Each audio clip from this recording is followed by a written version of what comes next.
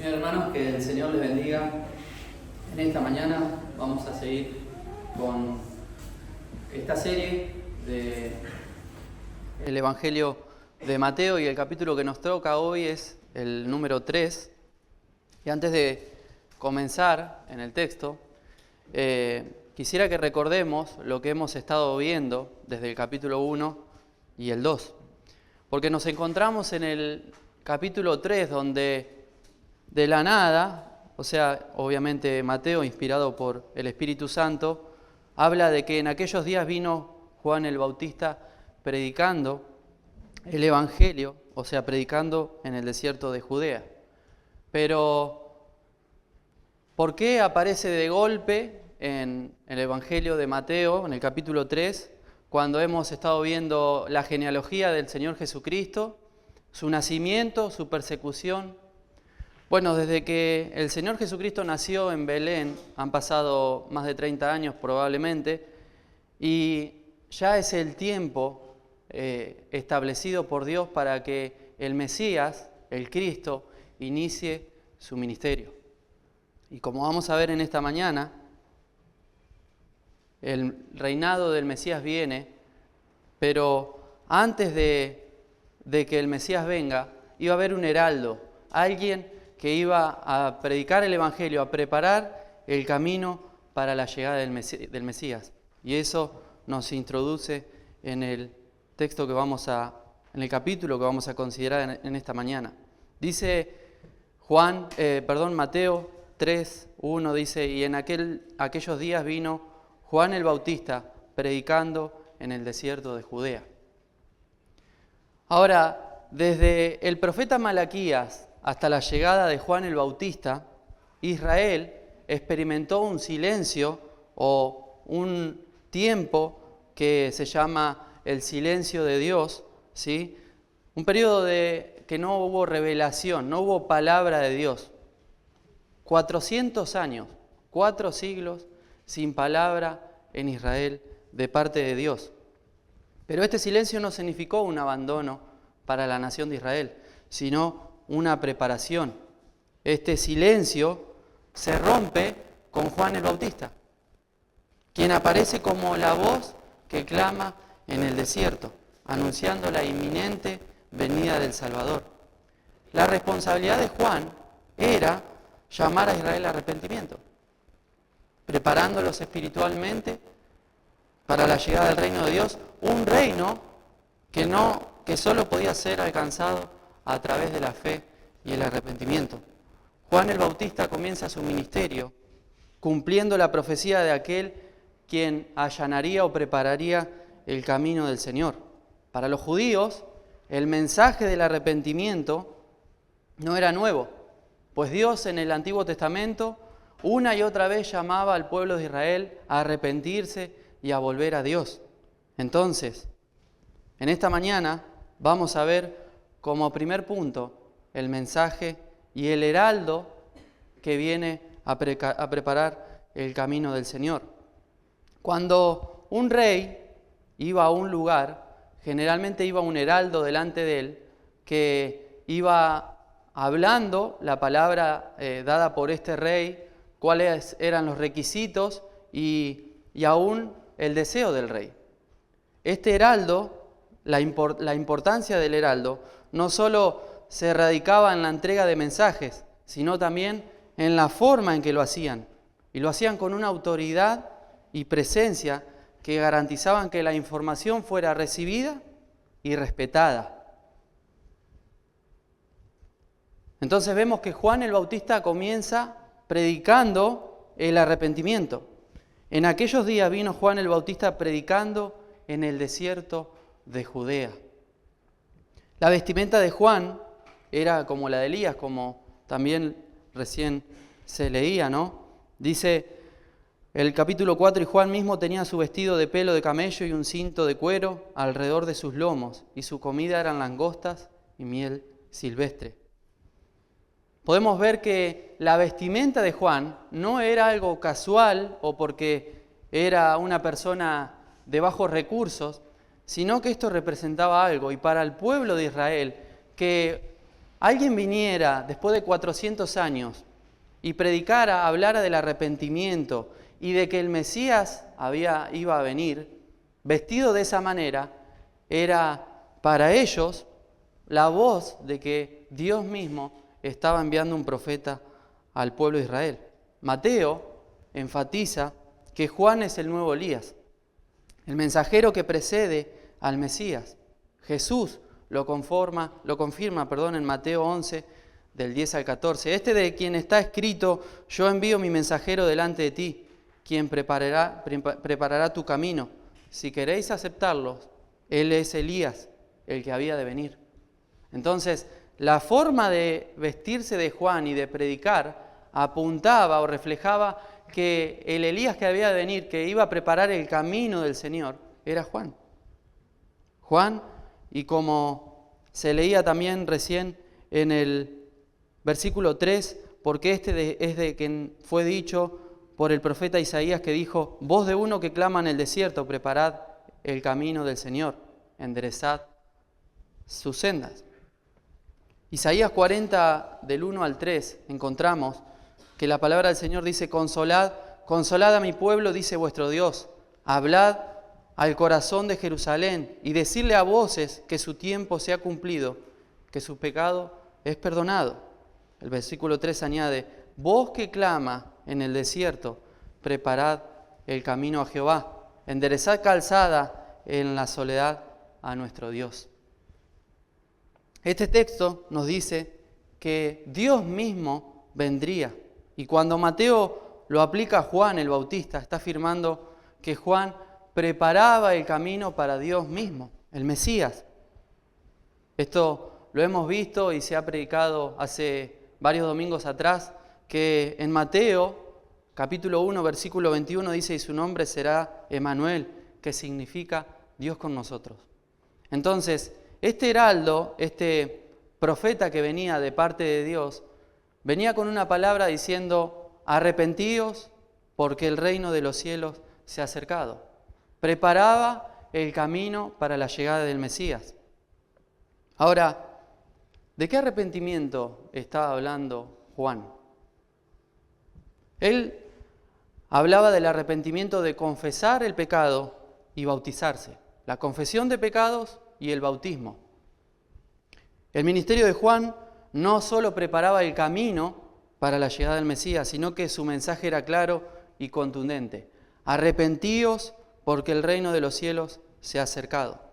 Este llamado al arrepentimiento no era simplemente sentir un remordimiento. Juan no quería que las personas se sintieran culpables o que se sintieran mal. Culpables sí, pero que se sintieran mal no era la intención, sino reconocer su pecado, reconocer que eran pecadores, asumir esa responsabilidad de pecadores delante de Dios, confesarlo y cambiar de dirección. La palabra arrepentimiento usada es metanoia, que quiere decir cambio de mente. Entonces Juan prepara este camino para la llegada del Mesías: arrepentíos porque el reino de los cielos se ha acercado. Hay un mensaje: arrepiéntanse. ¿Por qué? La consecuencia es: el reino de los cielos se ha acercado. Cristo viene, el Mesías prometido, el Mesías que hablaron todos los profetas, ahora vendrá y estará con nosotros. El llamado al arrepentimiento era una apelación urgente de los pecadores. Nadie que se niegue a arrepentirse podía entrar en el reino o puede entrar en el reino de los cielos, en el reino de Dios. El arrepentimiento es un requisito previo, una condición necesaria para ser salvo. Ahora, ¿cómo era este arrepentimiento? Bien, era reconocer el pecado ante un Dios santo. Y eso es el arrepentimiento. Cuando escuches el Evangelio o una predicación, debes saber que delante de Dios santo, si no te has arrepentido de tus pecados, delante de Dios eres culpable. Eres culpable de pecado y debes asumir la responsabilidad de esos pecados. Debes confesarlos e ir a Cristo, pero confesar el pecado con sinceridad, sentir un quebrantamiento por haberle fallado a Dios, al Creador, tomar una nueva dirección y alejarse del pecado. Eso es lo que quiere decir, cambiar de sentido. Antes íbamos a deleitarnos en el pecado y ahora ya vivimos para Dios. Nos alejamos del pecado. Mostrar frutos de arrepentimiento, evidenciando un cambio real. Juan predicaba sin suavizar el mensaje. El Evangelio no es solo decirle a las personas, Dios te ama y tiene un plan maravilloso para tu vida, sino un llamado urgente al arrepentimiento. Jesús vino a salvar, pero también a gobernar. Y aquellos que rechacen su señorío enfrentarán juicio. Este es el Evangelio que no se predica en muchas iglesias. El Evangelio del arrepentimiento. Decirle a las personas, sos culpable, sos pecador delante de Dios. Necesitas arrepentirte y solamente en Cristo hay salvación. ¿Es ofensivo para el pecador? Sí. Pero decía alguien también, ellos pasan toda su vida ofendiendo a Dios. Entonces el Evangelio es ofensivo porque demanda que te arrepientas de una vida de pecados. De pecados. Entonces, nosotros debemos predicar este Evangelio. Así como Juan, que preparaba el camino del Señor, nosotros estamos llamados a predicar el Evangelio, el arrepentimiento para creer en el Señor Jesucristo. Hay una advertencia también que les hace Juan el Bautista a un grupo de personas, de fariseos y saduceos, que vienen a ver qué era lo que estaba pasando. Y esto lo encontramos en el capítulo 5. Dice, entonces salía a él Jerusalén y toda Judea y toda la tierra alrededor del Jordán, y eran bautizados por él en el Jordán, confesando sus pecados. Y viendo él a muchos de los fariseos y de los saduceos que venían a su bautismo, le decían, generación de víboras, ¿quién nos ha enseñado a huir de la ira venidera? A hacer frutos dignos de arrepentimiento. Entonces, estas personas posiblemente eran la mayoría judíos que salían al desierto. El desierto para los judíos y el desierto en la Biblia es un lugar donde es para encontrarse con Dios. Muchas veces Dios nos lleva al desierto, a un desierto espiritual, para que nosotros dependamos más de Él, para que veamos la grandeza y conozcamos más a nuestro Dios. Este no era el punto, sino que los judíos iban afuera, digamos, de la ciudad al desierto para ver esta predicación.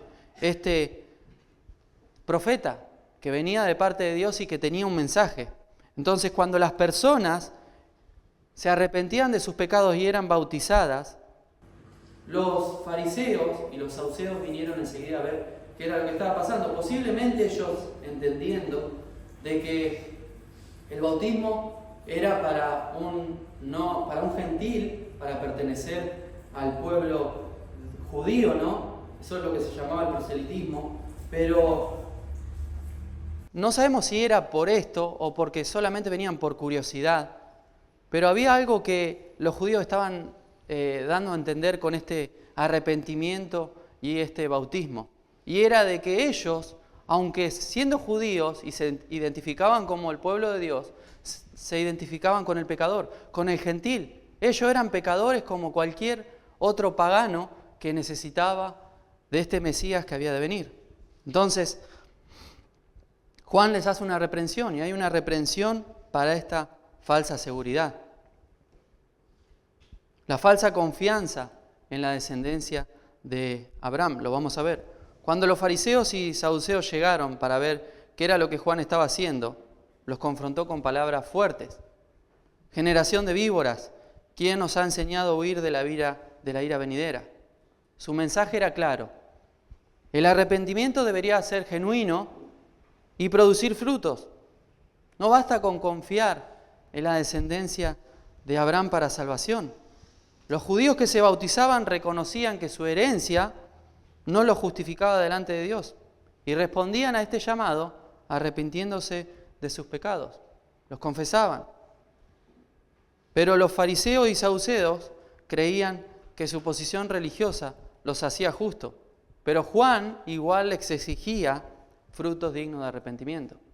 Estas personas que venían en sus justicias por ser judíos o por ser hijos de Abraham, Juan los confronta y les dice, no solamente generación de víbora, sino que en Mateo 3:9 Juan los confronta y les dice, no penséis decir dentro de vosotros, a Abraham tenemos por padre, porque os digo que Dios puede levantar hijos de Abraham aún de estas piedras.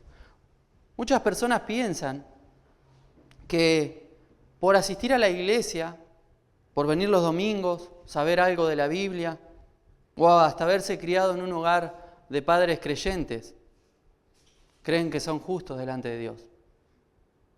Muchas personas creen que por haber tomado una decisión de un domingo decir, voy a seguir a Cristo, voy a congregarme, voy a pertenecer a una iglesia. Eso no es evidencia de que una persona es salva. Tiene que haber frutos. Tiene que haber frutos. En esta mañana quisiera que te preguntes, ¿estás dando fruto en tu vida? ¿Hay frutos? ¿Una evidencia verdadera de la salvación? ¿Hubo un cambio? ¿Un cambio genuino en tu vida? ¿Jesucristo es real para ti? ¿O te vas a justificar delante de Dios pensando de que un día asististe a una reunión y eso ya es suficiente, ya está, ganaste el cielo? ¿Tenés el ticket para ir al cielo? No, no es así. ¿Te has arrepentido de tus pecados sinceramente? ¿Tienes fruto de arrepentimiento? Y no estoy hablando de una persona que se empezó a congregar hace poco y hace poco conoce al Señor, conoce el señorío de Cristo, se arrepintió de sus pecados, los confesó y ahora es creyente. Estoy hablando de los que venimos hace más tiempo también. ¿Qué fruto estamos dando, hermanos? ¿Estamos dormidos en nuestra vida espiritual? ¿Relajados en el conocimiento que tenemos? La salvación es por gracia mediante la fe, pero el arrepentimiento genuino evidencia una verdadera regeneración, una conversión. La persona no pasa a ser un poquito moralmente mejor, cambia totalmente. Cambia totalmente, pero ¿cómo puede cambiar una persona arrepintiéndose de sus pecados y creyendo en Cristo? Dios envía a su Espíritu también. Y esa es la promesa que encontramos en el segundo punto. El bautismo del Espíritu Santo. Y esto lo encontramos en el versículo 11 y 12. Juan decía, yo a la verdad os bautizo en agua para arrepentimiento, mas el que viene después de mí es más poderoso que yo, del cual no soy digno de llevar el calzado. Él os bautizará en Espíritu Santo y fuego. Juan señala que viene uno mayor que él, que trae salvación y transformación. Juan también anunciaba que Jesús bautizaba o iba a bautizar con Espíritu Santo y fuego. Y esto lo encontramos en Ezequiel 36, 24 al 27. Y esparciré sobre vosotros agua limpia y seréis limpios de todas vuestras inmundicias. Os daré un corazón de carne y pondré dentro de vosotros mi espíritu, dice el Señor. El bautismo con el Espíritu Santo es el nuevo nacimiento, donde el creyente recibe un corazón nuevo. Dios cambia su corazón y el Espíritu de Dios viene a morar en él. No es una segunda experiencia, no es algo que tiene que pasar. Muchas personas dicen el bautismo del Espíritu Santo es hablar en lenguas. Eso no es el bautismo del Espíritu Santo. Es la transformación que ocurre al creer en Cristo. Dios cambia tu corazón y ahora podés entender las Escrituras, podés orar a Dios, tener comunión con Él y también sentir convicción de pecado cuando pecás. Los discípulos de Juan el Bautista decía, este que viene delante de mí es más poderoso que yo, del cual yo no soy digno de desatar el calzado o de llevar el calzado. Para un judío o los discípulos de los rabinos hacían todo lo que su maestro les encargaba o les pedía. excepto una cosa. Hay algo que no hacían, y eran tocar sus pies, quitar su calzado o lavar sus pies. Las calles de Israel tenían mucho polvo y por ende los pies estaban muy sucios. Entonces era una humillación quitar el calzado de una persona que venía con todos esos pies sucios. Pero cuando Juan dice que él ni siquiera es digno de quitarle la sandalia, él está reconociendo es que este no es una persona, no es un hombre, es Dios. Es Dios mismo. Yo no soy digno ni siquiera ni de desatar su calzado, ni de llevar su calzado. Porque Jesús es Dios, el Mesías, que había de venir y que vino. Es Dios mismo. Cristo era superior a Juan. Y Juan dirige la atención a Cristo. Porque Juan sabía que su papel era preparar el camino, no tener la importancia. Juan era descendiente de sacerdotes, hijo de Zacarías, también de su parte materna. Juan no era una persona pobre o insulsa, era una persona que tenía descendencia sacerdotal. Y eso a él no le interesaba, no le importaba. Es más, dice que Juan estaba en el desierto y se alimentaba de langostas y miel. Juan reconoce que el que venía era más poderoso, este era el Mesías. Juan sabía que él necesitaba menguar. Esto lo vemos en Juan 3:30. Es necesario que yo mengüe y que él crezca. Juan les decía, yo los bautizo con agua, pero el que viene detrás de mí es más poderoso y él os bautizará con Espíritu Santo y fuego. Él cambiará su corazón, yo no. Lo que estoy haciendo es algo simbólico.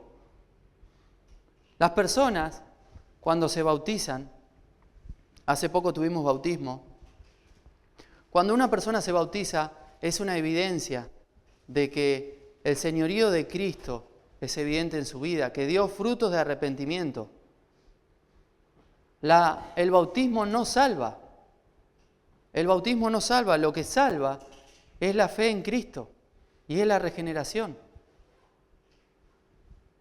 Hay una advertencia para aquellos que rechazan el Evangelio. El hacha ya está puesta a la raíz de los árboles. Mateo 3:10. Indicando que el árbol que no da fruto será cortado y echado al fuego. Quemará la paja con fuego que nunca se apagará. Los que rechazan el mensaje del Evangelio, recibirán juicio. Juan les dice, arrepiéntanse de sus pecados, porque el reino de los cielos se ha acercado, ha venido. Cristo, el Rey. Hoy en día, nosotros predicamos el Evangelio y son las buenas noticias. Pero la mala noticia para aquel que no ha creído en Cristo es que si muere en sus pecados, irá a una condenación eterna. Irá a un lugar de tormento y de sufrimiento en el infierno. Por eso es necesaria la urgencia, hermanos, de predicar el Evangelio, como lo hacía Juan. No creo que Juan haya ganado seguidores por la manera ni en que vestía, ni en que predicaba, sino que él decía, arrepentíos. Y ese es el Evangelio. Arrepiéntete de tus pecados y cree en el Señor Jesucristo. El fuego aquí representa el juicio divino sobre aquellos que no producen fruto de arrepentimiento. Dios no solo llama al arrepentimiento, sino que también nos advierte de las consecuencias de rechazar este llamado. Entonces, hemos visto el bautismo del Espíritu Santo y que cuando el Espíritu Santo viene a morar dentro de una persona, cambia su corazón, su mente es renovada y ahora tiene deseo de seguir a Cristo y de hacer la voluntad de Dios. Vamos a ver en el tercer y último punto el bautismo de Jesús. Mateo 3 del 13 al 17. Jesús viene de Galilea al Jordán a Juan para ser bautizado. ¿Recuerdan lo que recién les decía? Juan bautizaba para arrepentimiento, pero no perdonando. El que venía, el Mesías que había de venir, Él os bautizará con Espíritu Santo y fuego. Él puede perdonar los pecados porque Él es Dios. Pero Juan no. Él representaba un acto simbólico. Aquellos que debían arrepentirse de sus pecados debían ser bautizados. ¿Y quiénes eran bautizados? Los que se arrepentían de sus pecados, los pecadores. Ahora, ¿por qué Jesús viene, como dice el 13, vino de Galilea al Jordán, a Juan para ser bautizado con él? Si los pecadores necesitaban este arrepentimiento y confesión de pecados y ser bautizados, ¿por qué Cristo viene para ser bautizado? Bueno, Jesús no tenía pecado y por lo tanto Él no tenía la necesidad de limpieza. Pero Jesús le dijo, porque en el versículo 14 dice, Juan se le oponía diciendo, yo necesito ser bautizado por ti y tú vienes a mí. Juan lo presenta en otra parte de las Escrituras como, he aquí el Cordero de Dios que quita el pecado del mundo. Este es el que necesitamos. Él viene a lavar nuestros pecados, a quitar nuestros pecados. Y ahora Juan dice, yo necesito ser bautizado por ti y tú vienes a mí. Yo no puedo bautizarte porque bautizo a pecadores y Cristo no era pecador. Pero Él no tenía necesidad de este ritual de limpieza, sino que Jesús le dijo, versículo 15, deja ahora que sea así, porque nos conviene cumplir toda justicia. Entonces le dejó. Como Mesías, Jesús tenía que someterse a de la ley de Dios. Su vocación no era simplemente morir por los pecados de su pueblo, sino que también tenía que obedecer perfectamente la ley para lograr la justicia que le sería imputada a este pueblo. Jesús, cuando se bautiza en el Jordán por Juan, se identifica con nosotros. Esto es hermoso, hermanos, que Cristo venga, el Mesías prometido de todo el Antiguo Testamento, viene a identificarse con el pecador, a cumplir la ley de Dios y ser bautizado por nosotros. Vemos la humildad de Cristo. Vemos la humildad de Cristo. Esta ley, esta justicia que cumple Cristo, es la justicia que Dios nos imputa a nosotros. Si tú has creído en Cristo, la ley que Cristo cumplió perfectamente, Dios nos ve, esa vida justa que nosotros no podíamos vivir, nos ve en Cristo. Nos ve en Cristo. Esta justicia nos sería imputada a nosotros, al pueblo de Dios. Cada requerimiento que se le imponía a Israel, se le imponía al Mesías. Incluida esta orden de bautizarse, una orden entregada por Juan el Bautista, un profeta de Dios. Así que ahora Jesús es bautizado. Conviene cumplir toda justicia. Y es necesario que sea así. Que Cristo tomara nuestro lugar en la cruz. Esto antecede al ministerio del reinado del Mesías que comenzaba, el ministerio de Cristo. El Espíritu de Dios descendiendo sobre él y la voz del Padre. Aquí vemos la Trinidad. Vamos a leerlo. Jesús, 16, después que fue bautizado, subió enseguida del agua, y he aquí los cielos le fueron abiertos, y vio al Espíritu de Dios que descendía como paloma y venía sobre él. Y he aquí una voz de los cielos que decía, este es mi Hijo amado, en quien tengo complacencia. El Espíritu viniendo sobre Cristo y la voz del Padre. Aquí vemos la Trinidad. Quisiera leerles algo un comentario de un puritano bautista, John Gill, que dice, este es mi Hijo amado, esta persona que había sido bautizada por el agua, a quien el Espíritu Santo en el Espíritu Santo descansa ahora, no es otro que el Hijo de Dios, la naturaleza humana que asumió para ser obediente a esto y a la totalidad de la voluntad de su Padre. Él es su propio Hijo, no por la creación como los ángeles o los hombres, tampoco por adopción como los santos. Él es el Hijo natural, esencial y único Dios, y único de Dios, su amado Hijo, a quien el Padre amaba desde el eterno, como su propio Hijo, la imagen de sí mismo, de la misma naturaleza con Él, y poseía las mismas perfecciones a quien amaba. No solamente Cristo era el Mesías que había de venir, sino que era Dios encarnado. Dios tenía complacencia de Él, estaba satisfecho con la naturaleza humana de Cristo, con su obediencia a la ley y con su pena y su maldición y la habitación y en el lugar de su pueblo. Estaba complacido con Cristo por su justicia, por su sacrificio y su expiación, porque cumplió la ley y su justicia, la justicia de Dios fue satisfecha. Entonces, vemos la Trinidad en el bautismo de Jesús. El bautismo del Señor revela la obra y la unidad del Padre, el Hijo y el Espíritu Santo en la redención. Es por eso cuando presenciamos un bautismo, las personas son bautizadas en el nombre del Padre, del Hijo y del Espíritu Santo, porque eso refleja y muestra la Trinidad. Cuando Cristo se bautizó, vemos la Trinidad en ese lugar. Para terminar, hemos visto que Juan era quien preparaba el camino para la llegada del Mesías, anunciando que el reino de los cielos se había acercado, que debían arrepentirse de sus pecados y hacer frutos dignos de arrepentimiento.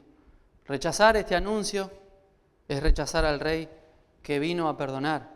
Cristo vino a perdonar a aquellos que se habían descarriado, que habían pecado contra Dios. Pero Él volverá a juzgar al mundo. Él tiene toda autoridad dada por el Padre. Jesús cumple toda justicia y se identifica con el pecador. Él es el Hijo amado de Dios. Él es el Rey prometido, como hemos visto también en el libro, estudiando el libro de Mateo. Cristo es el Rey prometido y es el Rey que vino. Este reino inaugurado fue espiritual, pero Cristo volverá. Cristo volverá. Y ya no volverá como un Rey que perdona, sino como un Rey que va a juzgar al mundo con justicia y juicio. Creyente, te pregunto, viendo esto, ¿estás predicando este mensaje? ¿Estás siendo un heraldo de Cristo, predicando el arrepentimiento y la fe en Cristo para salvación? ¿Estás preparándote para la venida del Mesías? Él vino una vez, estableció su reino espiritual, dio salvación, Él perdona, pero volverá otra vez a juzgar al mundo. Entonces, ¿te estás preparando para la venida de Cristo? ¿Estás santificando tu vida? ¿Hay frutos en tu vida? ¿Hay frutos en tu vida? ¿Tienes comunión con Dios? Porque Cristo la tenía. Él era el Hijo amado y somos aceptos en el amado. Podemos entrar al trono de la gracia para alcanzar oportuno socorro.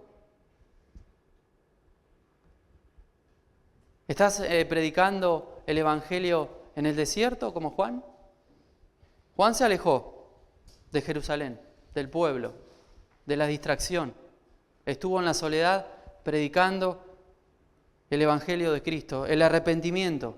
El Evangelio es lo que nosotros predicamos hoy. ¿Y dónde lo estamos haciendo? ¿De dónde lo estamos haciendo? ¿Desde la comodidad de nuestro lugar?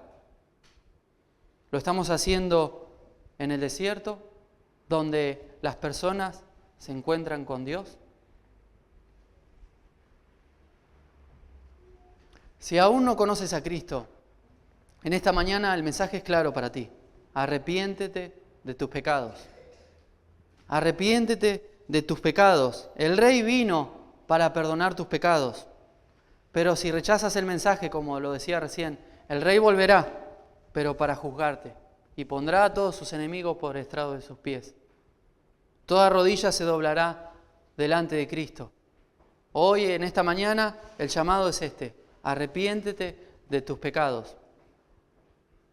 Vos te podés ir de este lugar después y podés volver a hacer las cosas que venías haciendo, deleitarte en el pecado, pero un día toda rodilla se doblará. Podés decir: Jesús para mí no existe, o Jesús existe, pero es bueno y perdonador. Él vino para perdonar. Él vino para perdonar. Arrepiéntete hoy de tus pecados y cree en el Señor Jesucristo. Que el Señor les bendiga, hermanos.